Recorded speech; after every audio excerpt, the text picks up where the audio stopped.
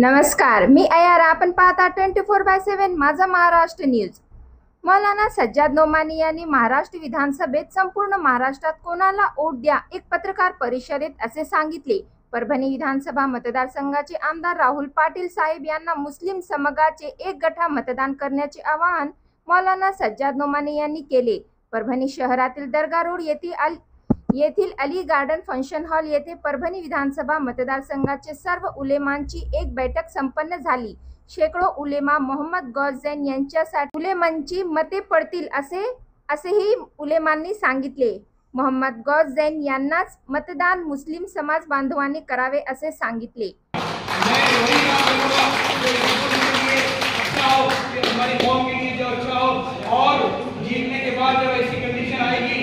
तो मैं आप लोगों के सामने वापस आऊंगा। जैसा आज कई बार जब आप मेरी खून की तारीफ करें तो वो बिल्कुल का उम्मीदवार से हटकर मैं आइमा इकराम का उम्मीदवार बन जाऊं, मैं रुमा इकराम का उम्मीदवार बन जाऊं और लोगों के बीच में अपने वोटों की ताकत से विधानसभा पहुंचूं और नामों से रिसालत के खिलाफ में एक ऐसा कड़ा कानून बनाऊं कि अगर किसी की जबान फिसली तो वो कम से कम 2 साल के लिए अंदर जेल में जाएगा, उसकी जमानत भी नहीं होगी, 2 साल के अंदर उसके ऊपर केस चलकर खत्म होगा और उसको सख्त से सख्त सजा दी जाएगी। भाइयों, आपके जो बच्चे हैं, आज जो एक इमाम है, आज जो मकतब चलाते हैं, आज जो मकतब में पढ़ाते हैं, आज उनके बच्चों के एजुकेशन के ऊपर हमको बताया एजुकेशन के ऊपर कुछ सपोर्ट तो मिलता है मगर वो भीख की शक्ल में मिलता है। मैं वो एजुकेशन, मैं वो तालीम, एक आला दर्जे की तालीम आप लोगों को आपके हक के रूप में दिलाऊंगा। इंशाअल्लाह मैं ये वादा करता हूँ। मैं आप लोगों से ये गुजारिश करता हूँ कि आप मेरी खुलकर तारीफ कीजिए, आप लोगों के बीच में जाइए। जो तशद्दुद का माहौल है, जो ये माहौल है,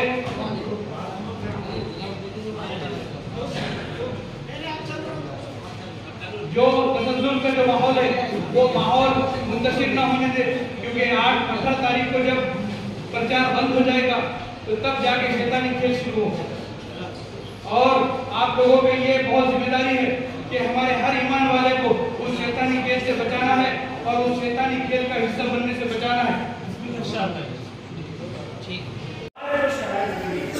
हमारे शराइत पर क्या आप पानी का सगाई वोट दिलाएंगे, क्या आप उनके समर्थन में नहीं देंगे? अच्छा, एक आपको बात बताइए, बात नामों से रिसालत की है, बात मुसलमानों के बलाओं की है, बात मुसलमानों के कॉलेजेस की है, स्कूल की है, बच्चों की तालीम की है, एजुकेशन की है। तो आप मुझे ये बताइए, एक काफिर बेहतर बोलेगा या मुसलमान बेहतर बोलेगा? कुछ हाथ मुझे उठते हुए नजर नहीं आ रहे। अल्लाह आपको ऐसे ही आपको बताने पढ़ने के लोगों को बताने के लिए जरूरत बात होता है कि ये पहली बार है जो उद्धव बाला साहब ठाकरे की कांग्रेस के साथ में मान का सरकारी का इन्होंने अपनी बात का सरकारी बनाया और उसका तारीफ करके इन्होंने अपनी हुकूमत कायम की।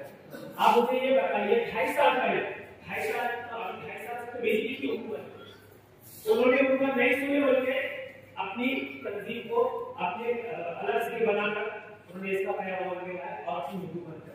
आप मुझे ये बताइए, अगर हम मान लो बस्ती वाला परगने में वो जंगलों पे आता है, आप हमारे इलाके के लोग मास्क लगा रहा है, अपने लोगों को दस्तियाबाद करा रहे हैं, एक नए तरीके इस्तेमाल करके यहाँ पर आ रहे हैं। क्यों यहाँ पर झूठ जा रहा है कि वो बीवी से नहीं अपनी बात को उन लोगों को खुला ऐलान कर देना कि हम मुसलमानों को दर्शन देंगे, हम फलाना करेंगे, हम वक्त भी पास करेंगे। कांग्रेस के साथ में मान का सरकारी का इन्होंने अपनी बात का सरकारी बनाया और उसका तारीफ करके इन्होंने अपनी हुकूमत कायम की। आप मुझे ये बताइए, 2.5 साल पहले 2.5 साल से बेटी की हुकूमत उन्होंने हुकूमत नहीं सुनी, बोलते अपनी तंजीम को अपने अलग से बनाकर उन्होंने इसका पैगाम लगाया और अपनी हुकूमत कर। आप मुझे ये बताइए, अगर हम मान लो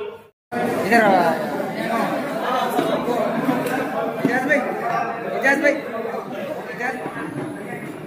इधर आ, तेरा मेरा रिश्ता फिर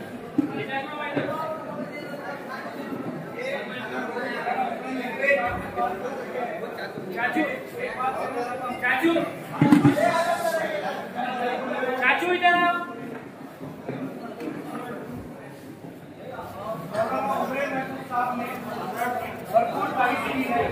इस बार सारे हमारे गुप्ता साहब है पीडी साहब माशाअल्लाह और अपने साथ में गुफ्तगू हुई मौलाना ने मुझे हिदायत की आपसे दरख्वास्त है इंशाअल्लाह बिल्कुल ठीक खोल कर इसका साथ दीजिए।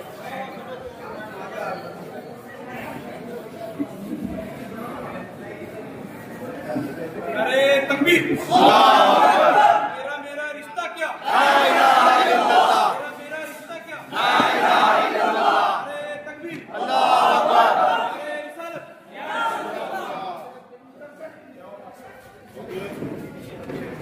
बसने वाला प्रबंध में वो जंगलों पे गया।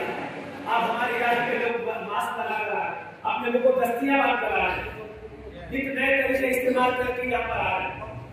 क्यों यहाँ पर झूठ जा रहा है? कांग्रेस के साथ में महात्मा संघाई का इन्होंने अपनी महात्मा संघाई बनाया और उसका ताल्लुक करके इन्होंने अपनी हुकूमत कायम की। आप मुझे ये बताइए 2.5 साल पहले 2.5 साल से बीजेपी की हुकूमत उन्होंने हुकूमत नहीं सुनी बोलते अपनी तंजीम को अपने अलग से बनाकर उन्होंने इसका पैगाम दिया और अपनी हुकूमत है। आप मुझे ये बताइए अगर हम मान लो जब आप मेरी खून की तारीफ करें तो वो मिल्लत का उम्मीदवार से हटकर मैं आइम्मा इकराम का उम्मीदवार बन जाऊं, मैं रुआ इकराम का उम्मीदवार बन जाऊं और लोगों के बीच में अपने वोटों की ताकत से विधानसभा पहुंचूं और नामों से रिसालत के खिलाफ में एक ऐसा कड़ा कानून बनाऊं कि अगर किसी की जबान फिसली तो वो कम से कम 2 साल के लिए अंदर जेल में जाएगा, उसकी जमानत भी नहीं होगी, 2 साल के अंदर उसके ऊपर केस चलकर खत्म होगा और उसको सख्त से सख्त सजा दी जाएगी।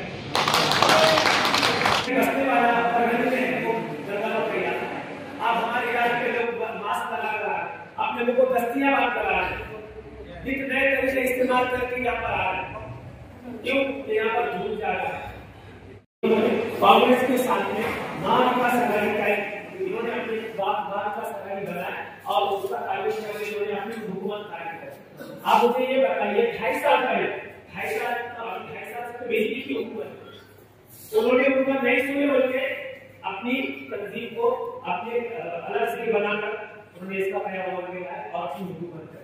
आप मुझे ये बताइए अगर हम मान लो कि वो बीजेपी से नहीं अपनी बात को उन लोगों को खुला ऐलान कर देना। महाराष्ट्र की एक ऐसी सूरत हाल बनाकर पेश की गई है कि अगर मुस्लिम वोट की तकसीम होती है या मुस्लिम वोट का डिवाइडेशन होता है तो उसका सीधा सीधा नतीजा सिर्फ और सिर्फ एक दुश्मन हो जाता है। लेकिन उस सिक्के का दूसरा पहलू जो नहीं बताया गया कि मुस्लिम वोट अगर एक तरफ हो तो एक उम्मीदवार मुस्लिम चुनकर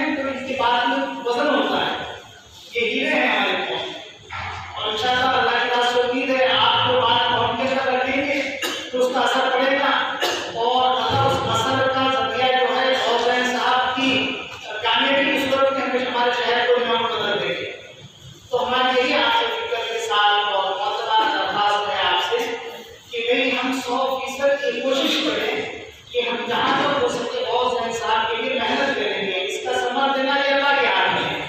कामयाबी नाकामयाबी ये अल्लाह के हाथ में है। कामयाबी दुनिया की आर्जी कामयाबी आर्जी चीज़ है और नाकामयाबी आर्जी चीज़ है। लेकिन एक दुनिया का माहौल है, इसलिए कि कुरान के अंदर भी आता है इंसान अल्लाह से दुआ करो तो दुनिया के शहर ना हो। तो खैर की तरीके भी के साथ हिंदुस्तान में जमहूरियत है और जमहूरियत के अंदर अपने हक को कैसे मानना है इसके तरीके बताए गए हैं। तो ये वोट का भी तरीका है और उसके लिए हमारा एक कैंडिडेट है, मुस्लिम कैंडिडेट है जनाब गौस साहब। ये यकीनन बड़ी लिखी शख्सियत है, हमारे कौम के लिए, हमारे उलमा बिरादरी के लिए कुछ कर सकते हैं, हमें उम्मीद है। तो आपसे यही हम कहेंगे कि जहाँ तक हो सके हम इसके लिए कोशिश करें, मेहनत करें और अल्लाह से दुआ करेंगे। अल्लाह पाक हमको के मौका नहीं आने वाला। अब जो भी है फैसला हमें नहीं करना है, इसके बाद हमें मौका नहीं मिलेगा। हम जो है आप देख रहे हैं कि 70 साल से लोगों का शिकार होते आए हैं। हर एक ने हमारा इस्तेमाल किया और बदले में भीख दी और उसमें कुछ नहीं दिया। हमारे शहर के एतबार से, हमारे जिले के एतबार से, हमारा जिला महाराष्ट्र का सबसे पुराना जिला है और हमारी विधानसभा का क्या हाल है आप देखिए। हमारी विधानसभा के अंदर अब्दुल रहमान खान साहब के बाद से अब तक के कोई दूसरा मुस्लिम कैबिनेट चुन के नहीं आए हैं यहाँ पे। वो आखिरी शख्स थे अब्दुल रहमान खान साहब। फिर हमारे जिले के अंदर, हमारे शहर के अंदर हमारी क्या हालत है। मुसलमानों का ये हाल है शहर के अंदर कि उन्होंने रोज की मजदूरी करना तो ही उनके घरों की चूल्हे जलना। कोई लेटेस्ट के लिए ले गया नहीं है, कोई माशी जराए नहीं है, कुछ नहीं हमारे से लेके तो अल्लाह ने मौका दिया। जनाब बहुत से साहब जो है कि हमने इसके अंदर भी कहा कि वो पढ़े लिखे हैं, तजुर्बेकार हैं, माशी के एतबार से अच्छी खासी सलाहियतें हैं। अगर नए ईमान वाले भाई को चूज करना है, क्योंकि कुरान की दोनों चीजें आपके सामने हैं, इससे कोई सरोकार नहीं है। शरीयत ने हमें खुद मुख्तार बनाया है, अल्लाह तबारक व तआला ने हमें अक्ल सलीम अता की है, इसलिए कि हमारे पास ये गोल्डन अपॉर्चुनिटी है, ये बहुत सुनहरा मौका है। इसके बाद शायद ऐसा मौका मिले न मिले, इसलिए कि आप देखते हैं कि कैंप पल्ला और हम नजर अभी कोई मैदान में है नहीं जिसकी वजह से वोट डिवाइड हो जाए। बड़ा अल्लाह के नबी सल्लल्लाहु अलैहि वसल्लम के दरबार में बैठे हुए थे, कुछ कुफ्फार आए और आकर अल्लाह के नबी सल्लल्लाहु अलैहि वसल्लम से मुखातब हुए। वल्लाही अल्लाह के नबी सल्लल्लाहु अलैहि वसल्लम इस नीयत से कि ये लोग ईमान में दाखिल हो जाए तो ईमान का कारवा आगे बढ़े, लोगों के लिए भलाई का और फलाह बहबूद का काम हो जाए, इस गर्ज से सिर्फ मुतवज्जे हुए थे। हजरत अब्दुल्लाह इब्न मक्तूम को छोड़कर इनकी तरफ अल्लाह तबारक व तआला ने फौरन मुतवज्जे किया कि ये ईमान वाला जो आपके पास आया है ये रुअसा और कुफार मुशरिकीन से लाख दर्जा बेहतर है। अबस व तवल्ला अन जाअहुल अअमा। अब हम और चूल्हे का बात व्यवस्था करना, चूल्हे बोल रहे हैं 340 करोड़ रुपए जो डीपीडीसी का फंड आया, अभी ये कुछ ही मुजाहिद ने रोड डाले जो अभी वो भी हमारे साथ में शुरू गए, उन्होंने वहां पर रोड डाले। एक जनाब के बोलते हैं को फंड खासा दे दिया है, जनाब बाजू का अंदाज इसका नाम वादा करता हूं कि अगर मैं आमदार बना तो वो आपका जो काम है वो इंशाअल्लाह बहुत जल्द पूरा होगा और इस तरीके से पूरा होगा कि उसमें महाराष्ट्र राज्य का पैसा लगेगा और आप लोगों का अच्छा बनेगा इंशाअल्लाह। दूसरी बात ये है कि मेरे दिमाग में एक स्कीम थी जो बहुत दिनों से घर कर रही थी, वो आप लोगों के सामने मैं रखना चाहता हूँ। हमारे मदरसों से बहुत आवाज होती है, उंगलियां होती है, मगर मैं इसके गलत कुछ करना चाहता हूँ। हमारे जितने भी मदरसे हैं इंशाअल्लाह ये आवाज परमानेंट से रोक के पूरे महाराष्ट्र तक जाएगी और ये आप पूरे हिंदुस्तान तक फैलने की कोशिश करेगी। मैं ये चाहता हूँ कि अगर हमारे मदरसे में अगर 150 बच्चे हैं तो इंशाअल्लाह आमदार बनने के बाद में उस 150 बच्चों के मदरसे में मैं एक ऐसा गोश्त फार्म वहाँ पर खोलूंगा जिसमें 150 बकरियां रहेंगी और वो बकरियां इस नस्ब से वहाँ पर बढ़ाई जाएगी कि इंशाअल्लाह आपका मदरसा बहुत जल्द जकात से दूर हो जाए और वो बच्चे न सिर्फ वहाँ पर अरबी की तालीम हासिल कर सके बल्कि एक सुन्नत भी आप पूरी कर सके और कारोबार में नजरें भी बना सके। और ये मुमकिन है, ये बहुत मुमकिन है, क्योंकि ये प्रोविजन के हिसाब से मैं बात कर रहा हूँ, कानून के हिसाब से बात कर रहा हूँ कि हम वो बोर्ड फॉर्म बिल्कुल ला सकते हैं मदरसे में।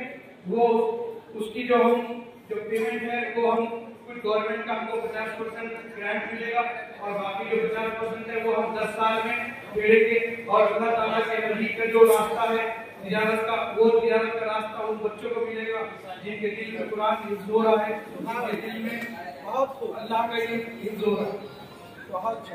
इसके अलावा मैं ये आवाज उठाऊंगा इंशाअल्लाह आमदार बनने के बाद कि हर मस्जिद के इमाम की, हर मस्जिद के मुअज्जिन की तनख्वाह कम से कम 25,000 से 40,000 के बीच में हो।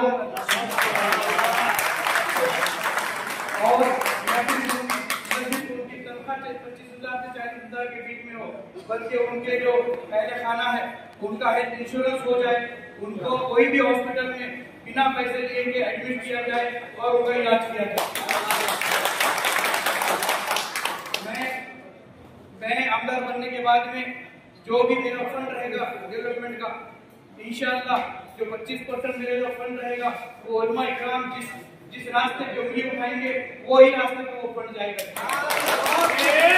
मैं ये चाहता हूँ कि आज के बाद जब आप मेरी खुद की तारीफ करें तो वो मिल्लत का उम्मीदवार से हटकर मैं आइम्मा इकराम का उम्मीदवार बन जाऊं, मैं उलमा इकराम का उम्मीदवार बन जाऊं और लोगों के बीच में अपने वोटों की ताकत से विधानसभा पहुंचूं और नामों से रिसालत के खिलाफ में एक ऐसा कड़क कानून बनाऊं कि अगर किसी की जबान फिसली तो वो कम से कम 2 साल के लिए अंदर जेल में जाएगा, उसकी जमानत भी नहीं होगी, 2 साल के अंदर उसके ऊपर केस चलकर खत्म होगा और उसको सख्त से सख्त सजा दी जाएगी। मेरे भाइयों, आपके जो बच्चे हैं, आज जो एक इमाम है, आज जो मकतब चलाते हैं, आज जो मकतब में पढ़ाते हैं, आज उनके बच्चों के एजुकेशन के ऊपर हमको बज़ाहिर एजुकेशन के ऊपर कुछ सपोर्ट तो मिलता है मगर वो भी की शक्ल में मिलता है। मैं वो एजुकेशन, मैं वो तालीम, एक आला दर्जे की तालीम आप लोगों को आपके हक के रूप में दिलाऊंगा इंशाअल्लाह। मैं ये वादा करता हूँ आपसे। मैं आप लोगों से ये गुजारिश करता हूँ कि आप मेरी खुलकर तारीफ कीजिए, आप लोगों के बीच में जाइए। जो तशद्दुद का माहौल है, जो ये माहौल है,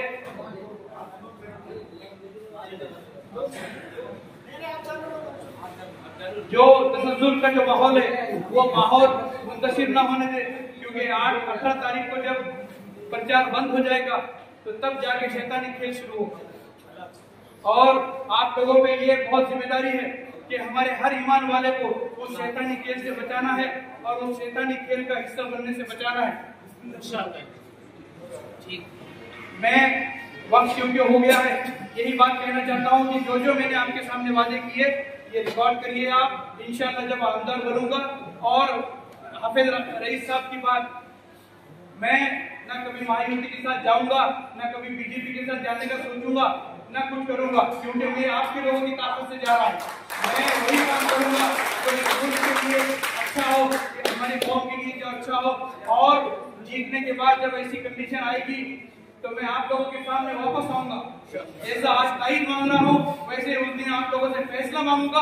आप लोग जो फैसला देंगे वो फैसला मेरे सलाम होगा। बहुत बहुत शुक्रिया।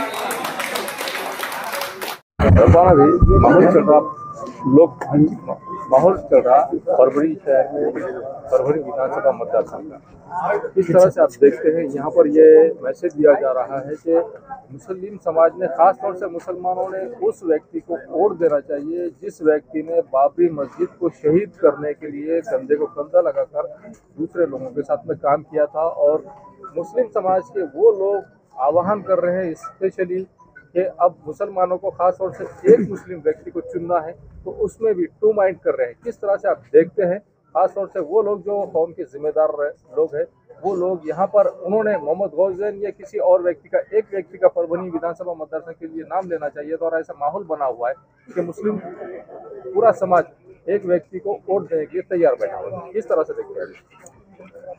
मैं आज से 8-10 दिन से गौस भाई के साथ फिर रहा हूँ परवानी शहर में, ग्रामीण भाग में। तो अल्हम्दुलिल्लाह गौस भाई को जो है तो गैर मुस्लिम का भी सपोर्ट मिल रहा है और मुसलमानों का भी सपोर्ट मिल रहा है। और 8 दिन से जो है तो पूरे उलमा लोग शहर के उलझन में थे, ज़िले के, कि भाई ऐसा क्या डिसीजन लिया जाए। लेकिन अल्हम्दुलिल्लाह एक 2-4 दिन से जो है तो उलमा लोगों ने एक मुत्तफ़ा फैसला लिया है कि भाई उस कैंडिडेट को वोट दिया जाए जो कौम के काम आ सके। हम उस शख्स को वोट नहीं देंगे जो बाबरी मस्जिद शहीद करने में उसका हाथ है, उस शख्स को वोट नहीं देंगे जो मुसलमानों के बच्चों को जो है तो जेलों में डाला गया है। हम जो है तो एक मुत्तहद होके जो है तो हम गौस भाई को ये सपोर्ट करते हैं, ऐसा उलमाओं का भी कहना है। और मैं मुस्लिम भाइयों से अपील करता हूँ कि भाई गैर मुस्लिम जब गौस भाई को सपोर्ट कर रहे हैं, हम तो ईमान वाले हैं, एक ईमान वालों को सपोर्ट नहीं करेगा तो कौन करेगा फिर अपने को। तो इसी तरीके से मैं हर मुस्लिम भाइयों से गुजारिश करता हूँ कि एक मुत्तहद होके एक प्लेटफॉर्म पे आके एक मुश्त कर जाके वोट दीजिए। लोग कह रहे हैं कि भाई राहुल पाटिल और भरोसे में फाइट है। मैं नहीं चाहता कि भाई गौस भाई में और भरोसे में फाइट है। अगर गौस भाई को अगर पूरी तरीके से वोट मिले तो इंशाल्लाह ताला गौस भाई की सीट निकल जाएगी। केंद्र सरकार ने मुसलमानों के लिए खास तौर से सीए एनआरसी का जो मुद्दा उठाया था, उसके चलते परभणी पूरे देश भर में लोकसभा में जिस तरह से मुस्लिम लोगों ने, मुस्लिम समाज के मतदाताओं ने कसीर तादाद में अभी लगे 6 महीने पहले ही वोट दिया था, उस तरह से वोट देना चाहिए। किस तरह से कह रहे हैं, देखते हैं अभी भाई उस तरीके से वोट देना चाहिए, लेकिन हर जिले में, हर शहर में, हर तालुके में अपने अपने पसंदीदा कैंडिडेट जो सेकुलर हो और जो कौम को लेकर चलता हो। अब जहाँ पे समझो मुस्लिम उम्मीदवार निकल सकता है और वो गैर मुस्लिम भी चाह रहे हैं कि भाई ये कैंडिडेट अच्छा है, तो हम उसी कसीर तादाद में वोट दीजिए, चाहे यहाँ का हो और कहीं का भी। अभी मुस्लिम समाज के यहाँ पर लगभग 1,15,000 के करीब वोटिंग है और मुस्लिम समाज अगर 1,15,000 के करीब अगर वोट डालता है तो ऐसी सूरत में एक मुस्लिम कायद, एक मुस्लिम आमदार यहाँ से परभणी विधानसभा मतदार संघ से बन जाता है, सिर्फ मुसलमानों के ही जान पर। लेकिन दीगर समाज से भी मतदान होना चाहिए। आप किस तरह से देखते हैं? हम मुस्लिम समाज के वोट मिलेंगे और हमें जो है तो हमारे भाई गैर मुस्लिम के भी वोट मिल रहे हैं हमें, और वो दोनों मिला के हम इंशाल्लाह ताला 1,65,000 क्रॉस करेंगे। मोहम्मद गौस जैन साहब ये एक उद्योजक भी है और वेल क्वालिफाइड भी बंदा है, और अगर यहाँ से परभणी विधानसभा मतदार संघ से चुनकर अगर आ जाते हैं तो हाउस में हर तरह की आवाज़ भी ये उठाने की ताकत रखते हैं, इतना नॉलेज इनको है। आप किस तरह से? बिल्कुल रखेंगे। वो जो है तो एक वहाँ से हर किस्म की कंपनी लेकर आएंगे यहाँ पे, लोगों को जो है तो कारोबार से लग जाएंगे, लोग जो है तो उनकी रोटी रोजी का जरिया बन जाएंगे। और वो जो है तो लोगों के जो अभी उन्होंने बताया कि भाई उलमा लोगों के लिए जो है तो गवर्नमेंट की जो जगह है उसमें जो है तो उनको फ्लैट बना कर देने के वादा किए उन्होंने, और उन्होंने उनकी तनख्वाह का भी जो तो वादा किया कि भाई 30 से 40 हज़ार तक उनकी पेमेंट होना चाहिए। और ऐसे ख्यालात का आदमी हम नहीं समझ सकते तो फिर कब समझेंगे, और हमें समझना बहुत ज़रूरी है। और अभी मैं अपील कर रहा हूँ आप सब मुसलमान भाइयों से, ये चंद लोगों के भयकाव में आकर अपने बंटवारा मत कीजिए। हाँ, और एक मुश्त होकर इनका ना सुनते हुए, ना कहते हुए हम जो है तो ये फैसला ले। परभणी विधानसभा मतदार संघ में माहौल चल रहा है इलेक्शन का, और इलेक्शन के माहौल में अंदाजा लगाया जा रहा है, और मुस्लिम समाज को खास तौर से ये कहा जा रहा है उन दानिश्वरों की जानिब से जिन लोगों ने बाबरी मस्जिद को शहीद किया है, उन लोगों के ही हक में वोट दिया जाए। आपको कैसा लगता है ये बात? आप जब कौम की और उम्मत की मेहनत, आप कौम और उम्मत के लिए मेहनत कर रहे हैं, और सिर्फ मुसलमानों के लिए नहीं बल्कि हर वेल क्वालिफाइड पढ़े लिखे व्यक्ति के लिए आप मेहनत कर रहे हैं, आपको इस बात का एहसास है कि एक पढ़ा लिखा आदमी अच्छी तरह से डेवलप होता है। किस तरह से देखते हैं आप इस बात को? देखिए, सबसे पहले तो मैं आपको ये बताना चाहता हूँ कि वो कोई फतवा नहीं था, वो मौलाना सज्जाद नोमानी साहब की जो हमारे दानिश्वर है उनकी एक राय थी, और उसके बाद उनकी 2 सफाइयाँ आई है। 2 सफाइयों में उन्होंने ये भी कहा है कि भाई मेरे इस जुमले को वोट की मेरी ओहदे से ना जोड़ा जाए, मेरी तंजीम से ना जोड़ा जाए। तो लास्ट में यही हुआ कि उनकी एक इनफरादी राय है, उनकी इनफरादी राय सराखों पर अभी हम लड़ रहे हैं इलेक्शन। अगर वो इलेक्शन लड़ने से पहले ये राय देते तो हम उनकी राय पे सोच सकते थे, और हम सोच भी इस हिसाब से सकते थे कि हम इस कैंडिडेट को वोट नहीं देते थे, क्योंकि ये कैंडिडेट परभनी का गुनहगार है, ये कैंडिडेट परभनी के बच्चों का गुनहगार है।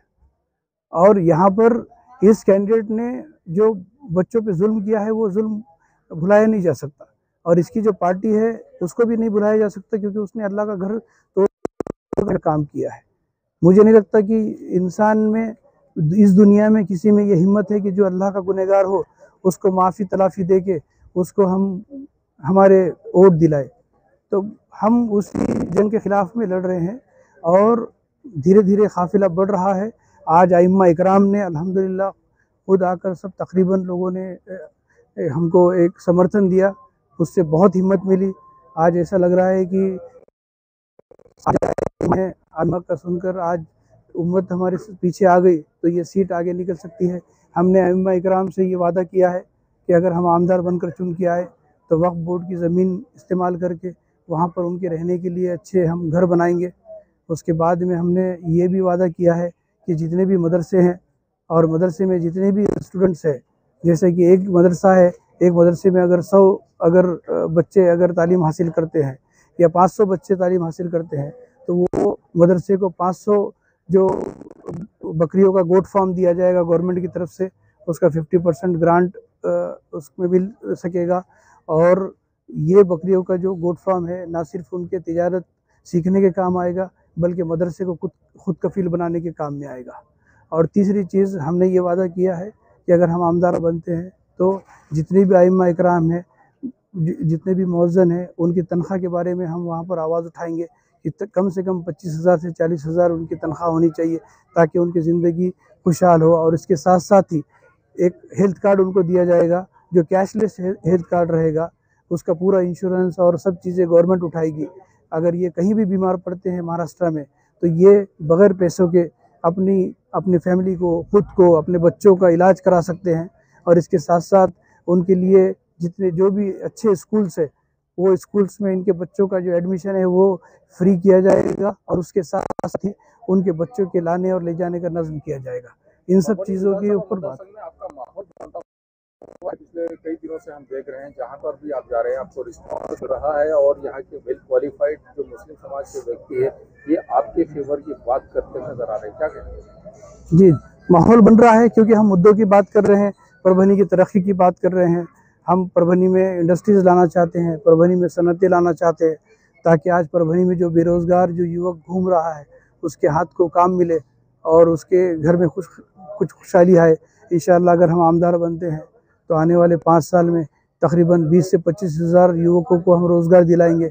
उसके साथ साथ ही हम MIDC में जो बंद पड़ी हुई डेयरी है उसको चालू करेंगे और उसको चालू करके वहाँ पर भी 5,000 के आसपास किसानों को एक दूसरे से जोड़ने की कोशिश करेंगे उस डेयरी के माध्यम से। और इसी मुद्दों के ऊपर जनता हमें सपोर्ट कर रही है क्योंकि जनता ने ये देखा कि पिछले 10 साल में ना कुछ विकास हुआ, ना कुछ उनके मुद्दों की बातें हुई, बस चॉकलेट मिले उनको और इतने चॉकलेट मिले की चॉकलेट देने वाले का नाम चॉकलेट सम्राट रखा गया। आपण पाहता 24/7 माझा महाराष्ट्र न्यूज। आपण जर पहिल्यांदाच आमचे चॅनल पाहत असाल तर सर्वप्रथम आमच्या चॅनलला सबस्क्राइब करा, घंटीचं बटन दाबा, लाईक करा, शेअर करा, कमेंट तर नक्कीच करा। आपण पाहत राहा 24/7 माझा महाराष्ट्र न्यूज। जय हिंद।